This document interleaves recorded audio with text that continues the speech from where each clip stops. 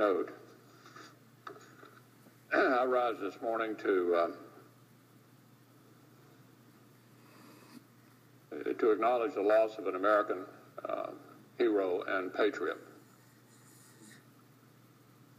It's my sad duty today to report to my colleagues that Kentucky has lost one of our finest heroes in uniform. And this particular loss is very personal to me,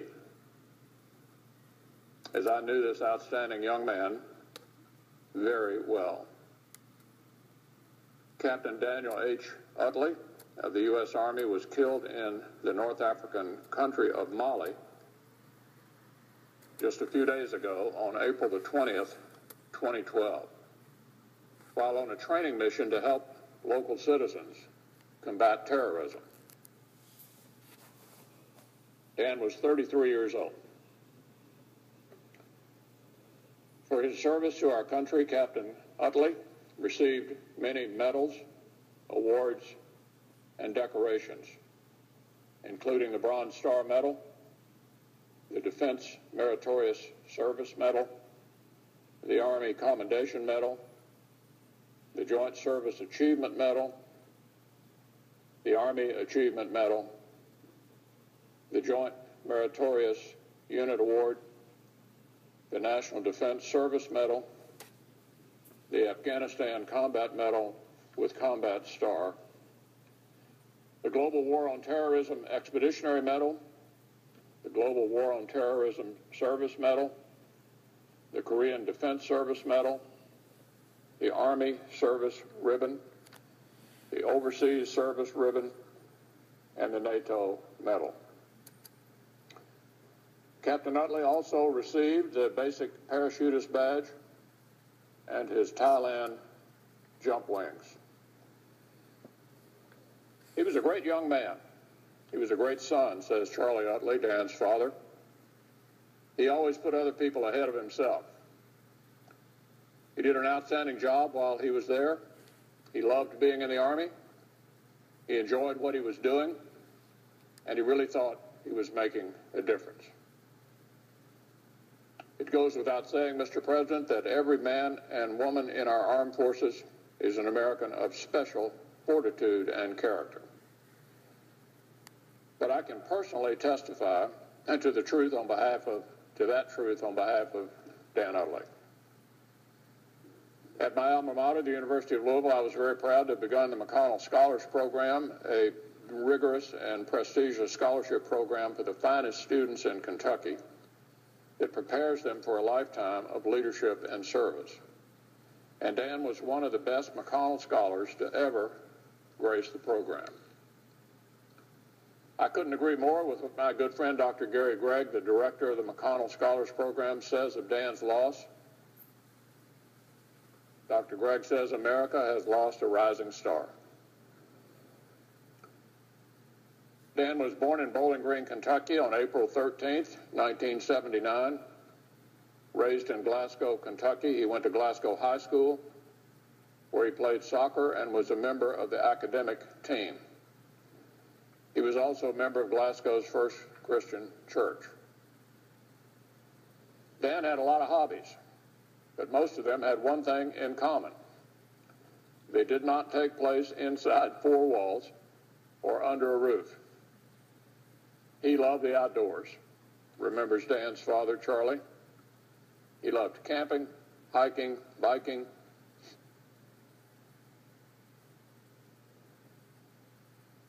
jumping out of airplanes, canoeing, kayaking, anything to do with the outdoors. Dan graduated from high school in 1997, and he was awarded a McConnell Scholarship to attend the University of Louisville. Dan was a workhorse of a McConnell Scholar, says Dr. Gregg. There are people who serve for title and glory. Dan was a young man who served in order to serve. When he was an undergraduate, he would volunteer for any cause that came along. He was always trying to help out the underdog. His heart was always bigger than his ego. His compassion for others always outshone his ambition. for self. His life was no different in the U.S. Army. What he loved most was serving others in need.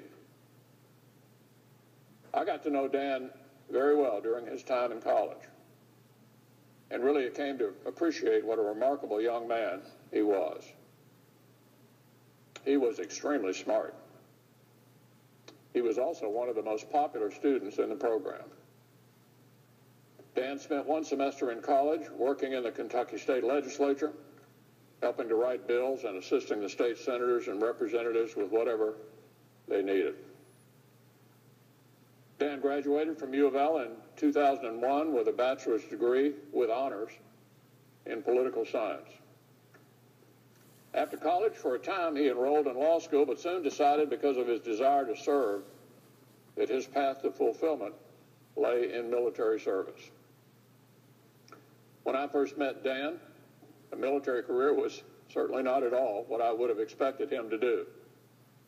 But it just goes to show you the growth and maturity this young man achieved in such a very short time. He was in law school after 9/11.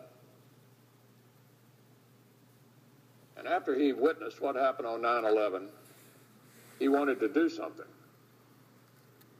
says Charlie Utley. He was miserable in law school because he wanted to do something for his country.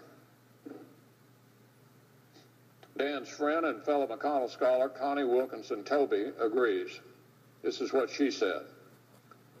Dan was ready to live life, and he was probably smarter than everybody sitting in law school, she says. That was not stimulating enough for him, and he was ready to do great things. And so in 2003, Dan joined the Army and went to OCS. In almost a decade of Army service, Captain Utley served in many posts, all of them challenging and proof of his skill and talent. He was stationed or deployed in South Korea for 24 months, in Kuwait for 12 months, in Afghanistan for 13 months, and his final deployment in Mali lasted 7 months. He served in capacities such as tactical communications platoon leader, operations officer while in Kuwait, aide-de-camp for a general in the 160th Signal Brigade, and brigade civil affairs officer in the 101st Airborne. After successfully completing a civil affairs qualifications course, Dan was assigned to F Company, 91st Civilian Affairs Battalion, Airborne, as a team leader. I particularly remember when he called and told me he was being made an aide-de-camp and was going to get a new shoulder holster as part of his job protecting the general he served, says Dr. Gregg. It was a position of great honor, and he was humbled to have been chosen, but he wanted to talk most about his cool new sidearm. Earlier this year, the news magazine for the U.S. Agency for International Development, Frontlines, published an article about America's efforts to combat instability in Mali, one of the poorest countries in the world. The presence of the terrorist group Al-Qaeda in the Islamic Maghreb, which has its roots in the Algerian Civil War, now poses a threat of violent extremism in the country, the article states. That's why the U.S. Army, and specifically Captain Utley, was in Mali in the first place. As a team member on the Department of Defense's Civil Military Support Element, Captain Utley was quoted in this article on the valiant work he and his fellow soldiers were doing just a few months before his tragic death. In September 2004,